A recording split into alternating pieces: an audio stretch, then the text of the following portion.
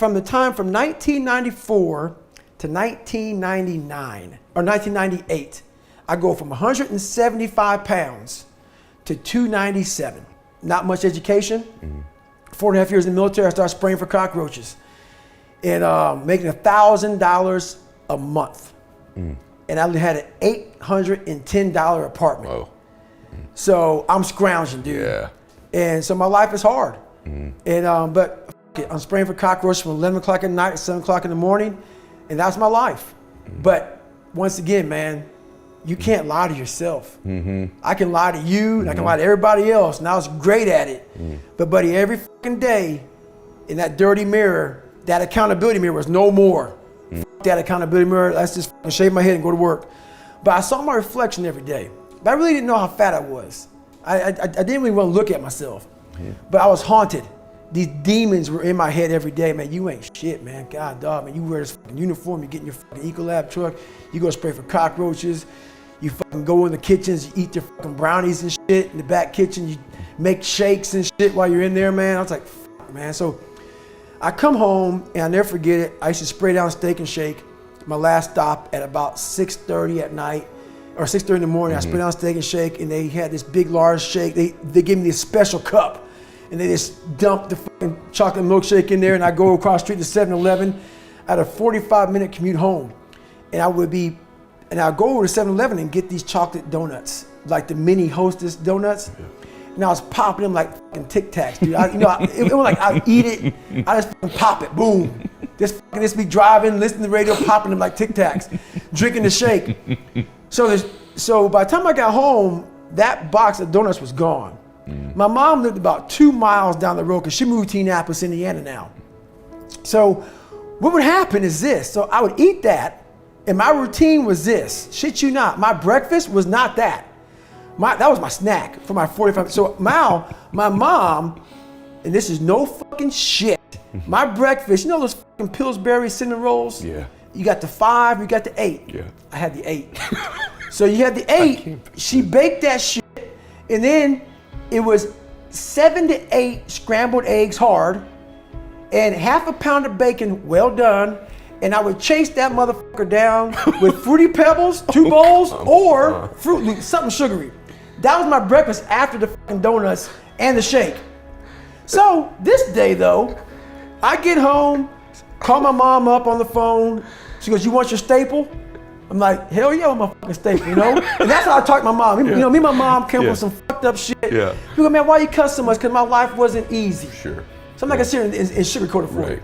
So my mom cusses at me because, but we have a great relationship. Okay, great, come over. And so at this time, my routine was to come home, turn the TV on, listen to the TV, like blare it, because like literally, I had this big living room, and my shower was like back down the hallway. So I turned the TV on and like blare the TV and kind of like listen to it a little bit as I showered. I'm hearing Navy SEAL. Heard about them, knew about them, but now I want to come out and see what the fuck I'm talking about. 'Cause I heard World's Toughest. So I come out and watch this documentary. I come out, I had my towel, and I had my shake down on the counter. I have this little fucking TV in this huge living room. So I'm looking at the TV, and I'm leaning forward, and I'm watching this shit, and it pretty much goes through first phase, second phase, and third phase, but they concentrate on Hell Week. Right. But all I saw was the Pacific Ocean. Right, water again. Dude, I saw nothing but water. More water than pararescue. And these guys are like going from this big class to this, it shows them quitting. And I see nothing but this jackhammer. Guys, snot bubbles and just rolling around, sugar cookies, and in and out of the surf. And carrying these boats and logs. I'm like, fuck that, man. That shit looks evil. But guys, as they quit, I saw like their soul leaving their bodies almost on screen, because this look came over them. And I imagined, I remember myself back in pararescue training, I bet that's how I fucking looked in front of that fucking Sergeant Lundberg. And I bet he could see in my eyes that I was basically quitting. He knew I was quitting. He just gave me a medical. That motherfucker knew it. As a man looking at another man, you know when the man's done. And I'm like, so I thought about Sergeant. I said, that motherfucker knew I was quitting, dude. He just didn't. He saved me and didn't want to tell me I was quitting. He knew it, because I can look at somebody now and say, okay, dude, you're good, but I know you're quitting. It ain't your fucking knee or your back or whatever. You're quitting. He saw that in me. And I said, motherfucker, man. So now I'm watching these guys go through training, and it goes down to 22 guys are left. And it was amazing how it ended. Because these words, I don't know them exactly, but it's in my book exactly. And this commanding officer's at graduation, and these 22 guys graduate buds, SEAL training. And his commanding officer's in his dress whites. He's up there, some old skinny commander, but you can tell he's been through the shit. Salty looking motherfucker.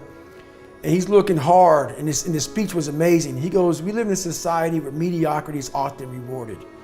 And he looked down at the 22 men, and he says something about basically, you all detest mediocrity.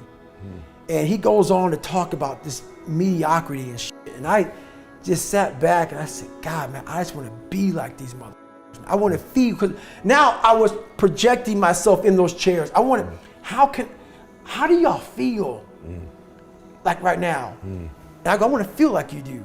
You 22 men, I want to feel like that, man.